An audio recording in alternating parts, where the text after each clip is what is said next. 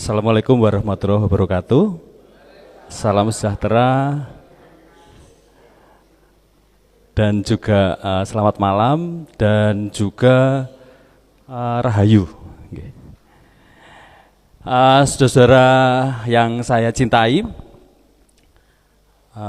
saya tidak tahu di Madiun ini Haul Gus Dur yang keberapa ya? Mas Ulil mana Mas Ulil?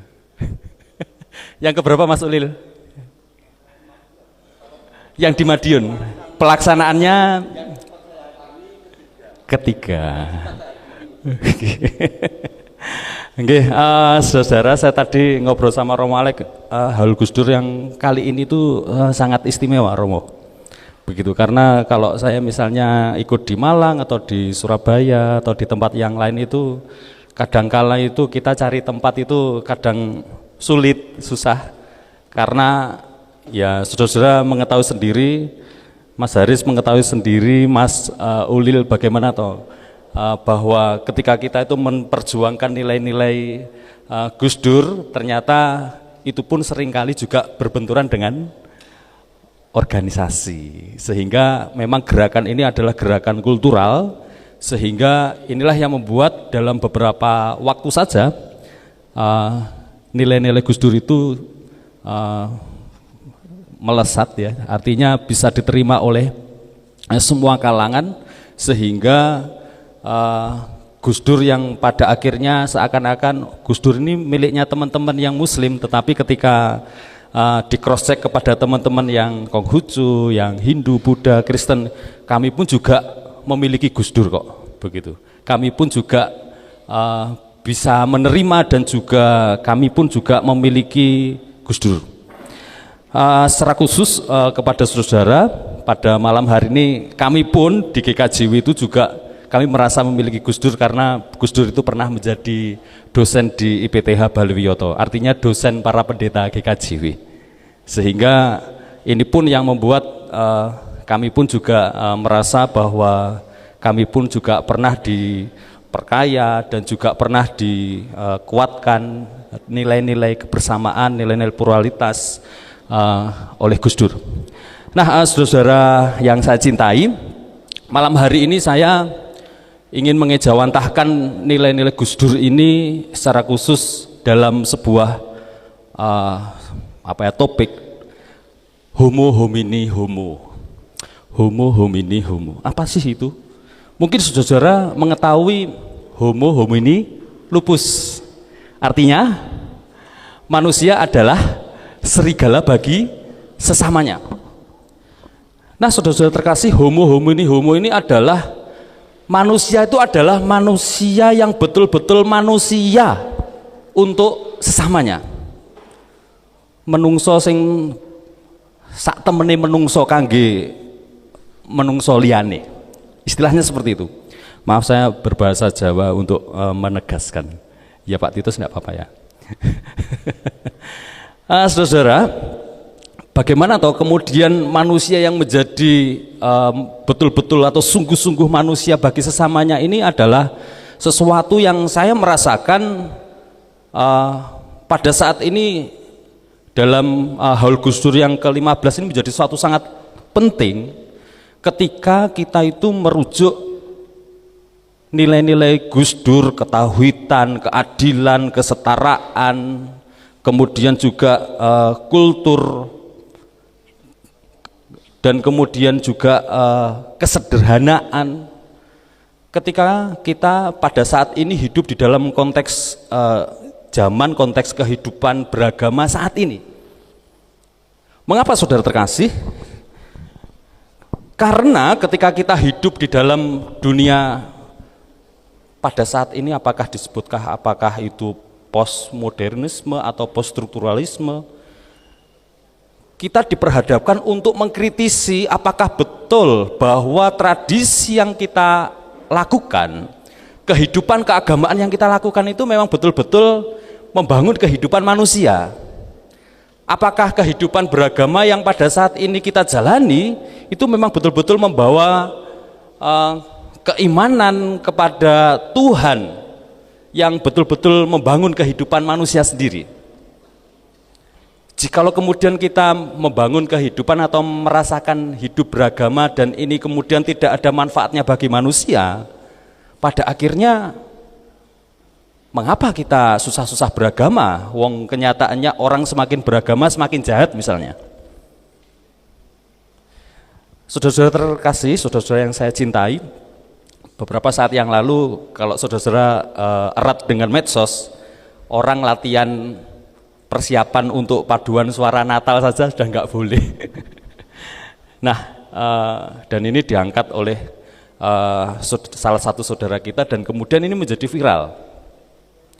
Nah, dalam konteks kehidupan berbangsa yang namanya perbedaan itu sudah diakui, yang sudah dijunjung tinggi dan harus diterima, kenyataannya kita masih menghadapi di grassroots hal-hal yang demikian.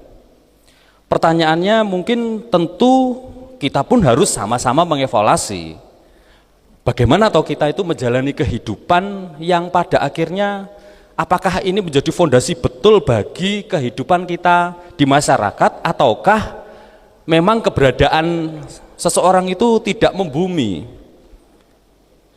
Dia hidup di masyarakat tetapi memang kenyataannya dia tidak menghargai, tidak toleran dengan masyarakat yang hidup di sekitarnya. Nah, saya rasa saudara-saudara, hal-hal demikian ini menjadi suatu hal yang penting untuk menjadi evaluasi bagi kita, toleransi bagi kita, bagaimana atau keberadaan hidup kita, eksistensi kita. Ini menjadi suatu hal yang penting. Ternyata hidup sendiri itu adalah hidup manusia itu juga sebetulnya untuk manusia juga kok. Bagaimana atau kehidupan saudara dan saya ketika kita itu diposisikan dalam hal yang bukan simpati tetapi empati, lek awakmu dadi aku dadi awakmu ya apa rasane. Istilahnya demikian. Dan di sini saudara-saudara ada prinsip-prinsip nilai-nilai yang juga pada akhirnya harus kita junjung tinggi. Kesetaraan seperti tadi yang disampaikan oleh narasumber pertama.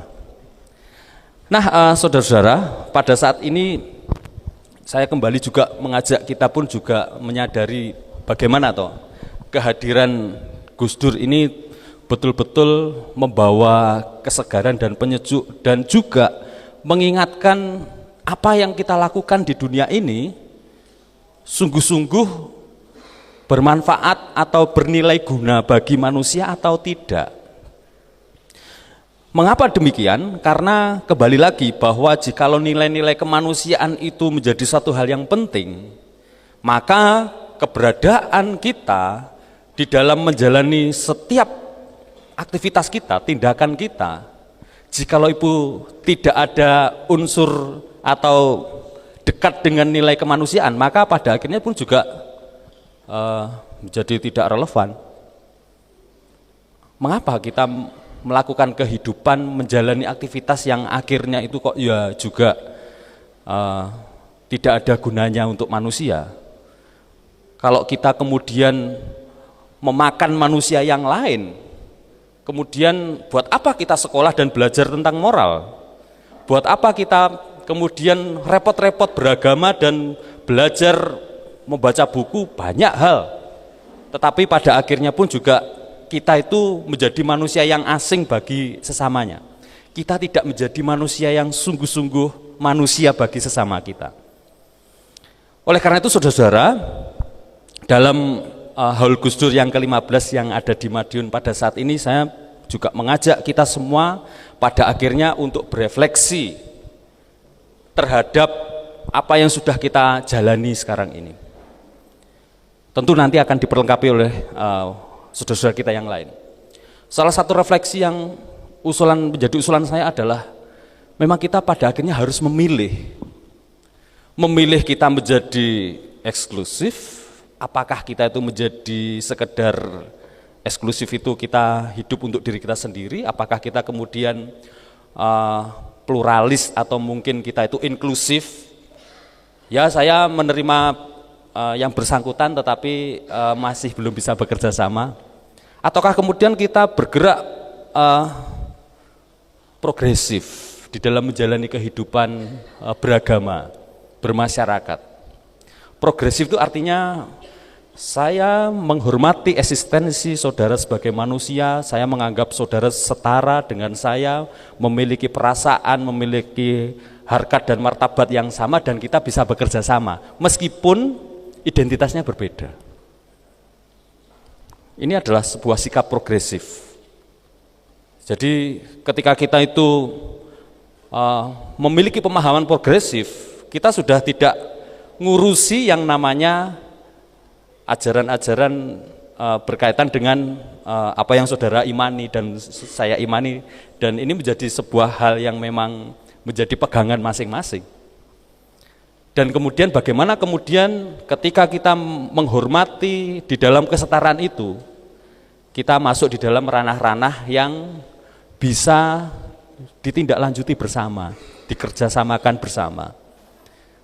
Masih banyak hal tentang alam, tentang ekologi, tentang narkoba, stunting, kemanusiaan, yang itu pun juga menjadi tanggung jawab tidak hanya pemerintah saya kira, tetapi juga umat beragama, tetapi juga setiap orang yang juga memang menghendaki kehidupan ini menjadi lebih baik.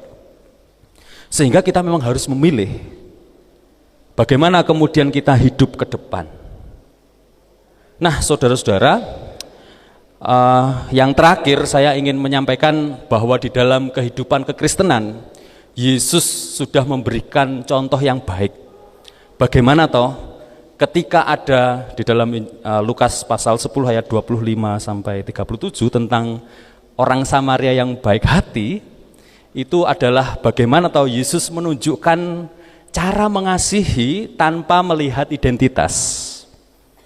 Bagaimana tahu pada saat itu ada seseorang yang sedang di dalam perjalanan dan kemudian dia itu dirampok, dan kemudian ada orang yang seidentitas dengan dia, tetapi ketika dia melihat orang itu dia hanya lewat saja. Dan yang kedua, dia pun juga hanya lewat saja. Tetapi ini justru ada orang asing, orang Samaria yang kemudian menolong dia, membawa ke rumah sakit, dan kemudian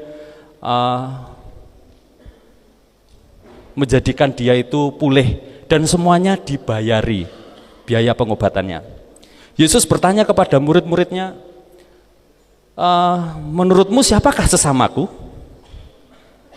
Yesus memberikan contoh yang jelas bahwa ternyata yang menjadi sesamaku itu adalah orang Samaria. Yang diberikan contoh oleh Yesus itu bukan orang yang sesama Yahudi, tetapi justru orang Samaria, orang yang bukan Yahudi. Nah, ini menjadi sebuah hal yang sangat penting ketika kita itu hidup bersama di tengah perbedaan, bagaimana kita mengimplementasikan kasih, perbedaan, kesetaraan, kemanusiaan, keimanan, kultur, yang ini pun juga menjadi sebuah fondasi di dalam kita hidup. Kita menghidupi itu semua, dan pada akhirnya biarlah kita menjadi manusia yang sungguh-sungguh manusia untuk sesama kita. Homo homini homo. Matur nuwun.